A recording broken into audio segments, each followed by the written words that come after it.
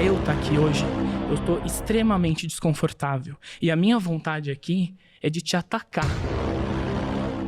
Eu sinto enquanto pessoas muito gordas. pelo que você passou. Mas não me importa o que você acha.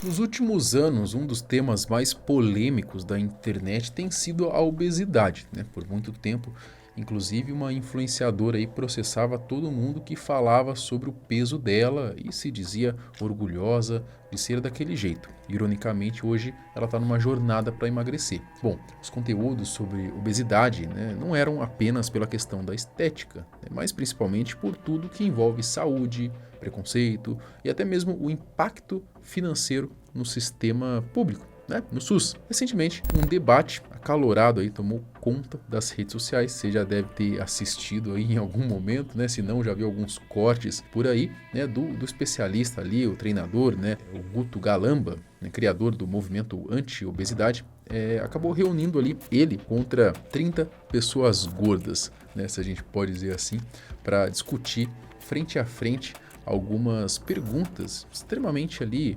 provocativas até, né? Entre elas, ser gordo é uma escolha? Aceitar a obesidade é defender um pecado condenado pela Bíblia? A autoestima cura doenças como diabetes? E até mesmo a cultura do gordo saudável é pior do que o cigarro já foi?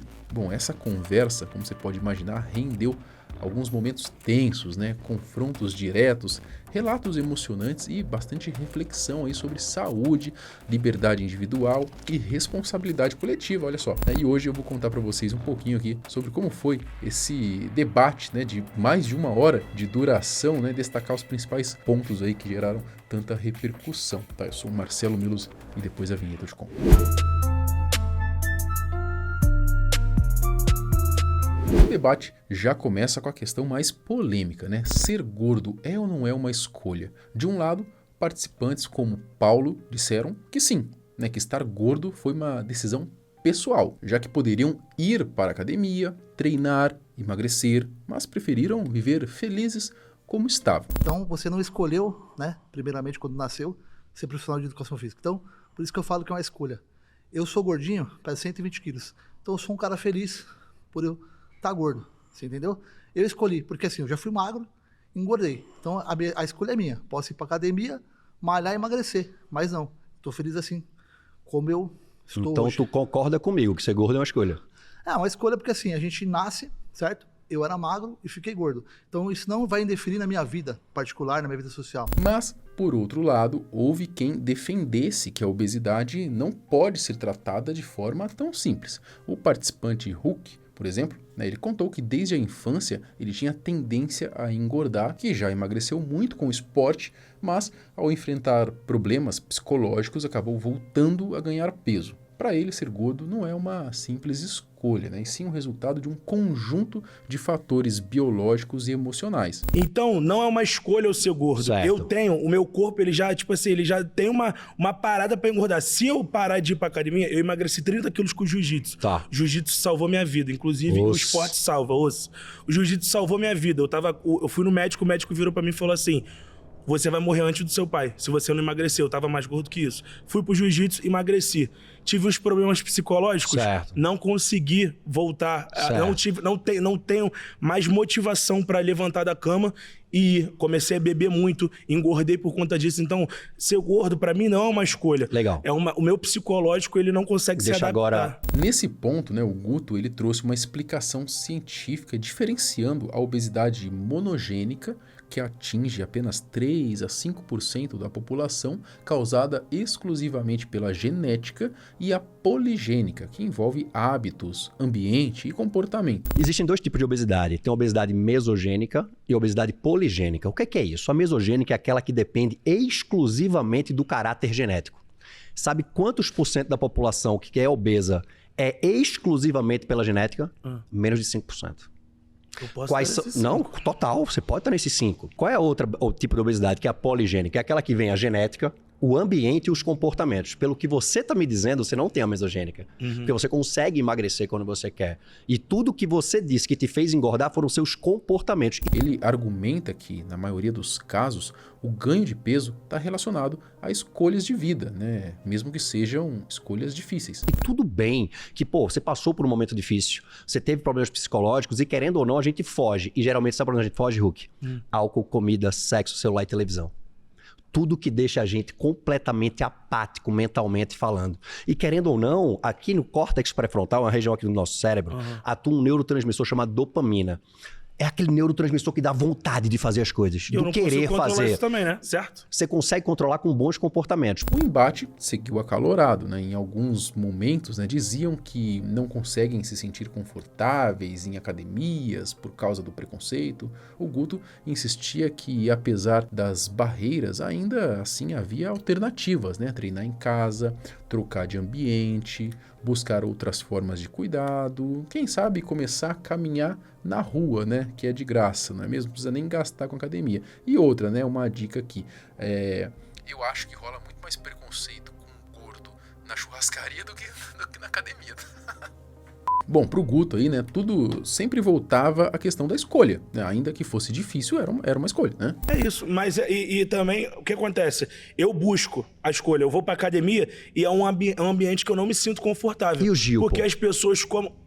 Muito bom, muito bom. Porque pessoas como você me olham estranho na academia. Mas como eu não, irmão.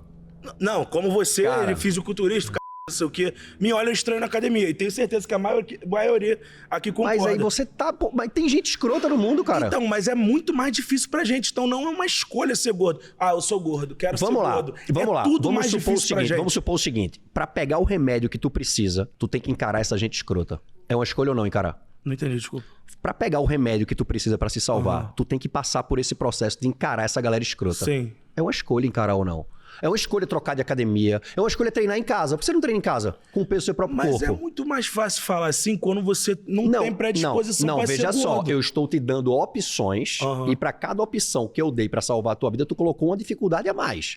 Sabe o que é isso? Porque eu vivo. Eu sei, mas isso é outra coisa também cientificamente falando. O seu sistema de recompensa já está desajustado. Em meio a isso, outros participantes começaram a trazer relatos pessoais, né, muito fortes. O Fernando, por exemplo, ele disse que tudo que ele comia o deixava inchado, né, revelando como a sua rotina alimentar era baseada em refrigerante desde o café da manhã. Aí fica difícil, né, Fernando? Aí fica difícil te ajudar, né? Outra uma coisa, me fala como é uma rotina alimentar do teu dia normal. O que é que tu come no café da manhã? Não minta, não. Eu gosto de refrigerante. Não. Tomo refrigerante de manhã, Tá de tarde, bom. de noite. Eu não bebo Então muita isso água. é uma escolha ou não? Não gosto de suco. Eu Mas gosto a de vida é refrigerante. sobre fazer o que gosta ou sobre fazer o que tem que ser feito pra ser uma pessoa Eu acho melhor? que a vida você tem que fazer o que você gosta. Então, tipo E assim... fim de papo. Exatamente. Bom, esse tipo de fala foi usado ali por Guto para reforçar sua visão de que grande parte dos casos não são apenas genéticos, né, mas resultado de hábitos prejudiciais que poderiam ser mudados.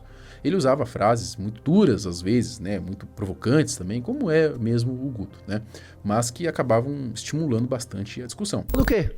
Você... Antigordo. Antigordo? Onde você viu isso, antigordo? Na Essa sua- minha camisa aqui? Ô, coisa maravilhosa, ainda bem que vocês falaram. Um símbolo. Você sabe o que é isso aqui? Isso aqui é o maior... É proibido inchar. Não, vou te falar agora o que é isso aqui. Deixa eu falar com ele aqui, rapidinho. Obrigado.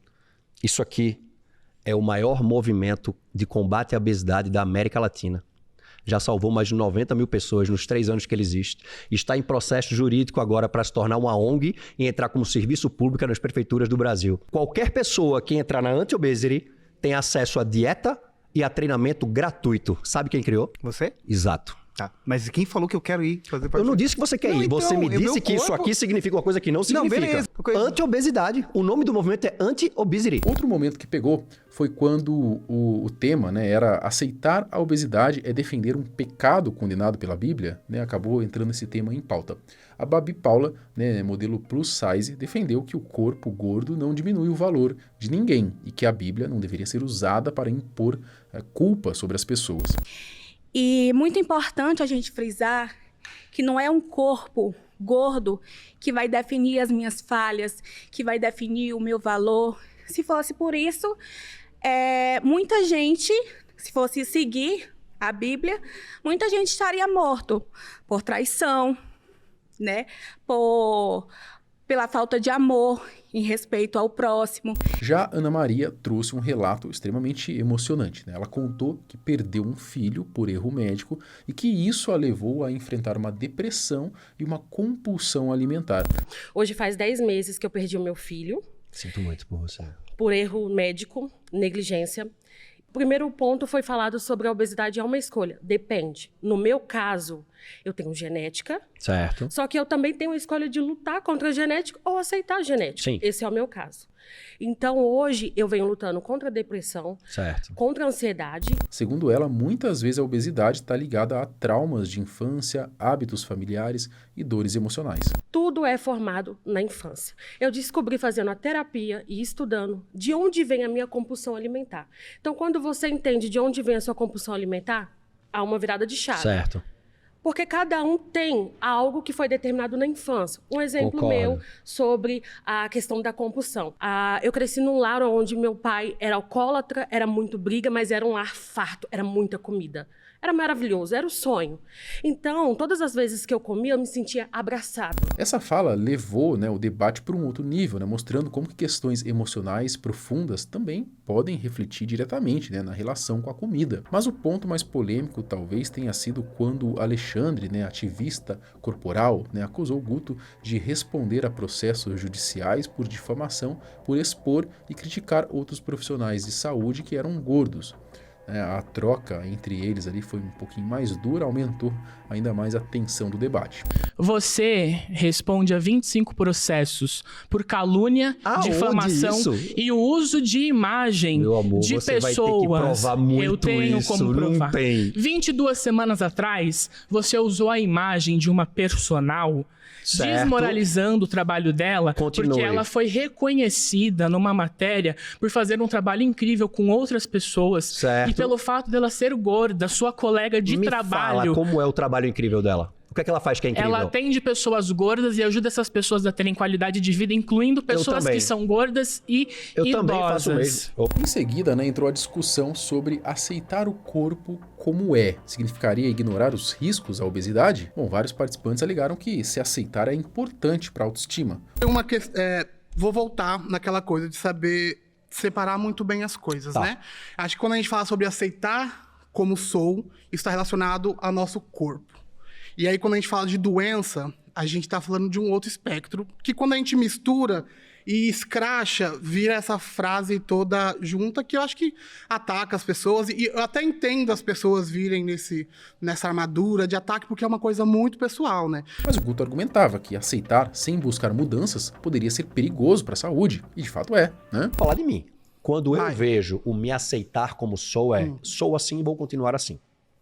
Quando eu vejo é mais ou menos isso. Mas vou continuar é uma condição que você coloca sobre se aceitar. Se aceitar e continuar são coisas diferentes. Então, aí a gente discorda. Ah.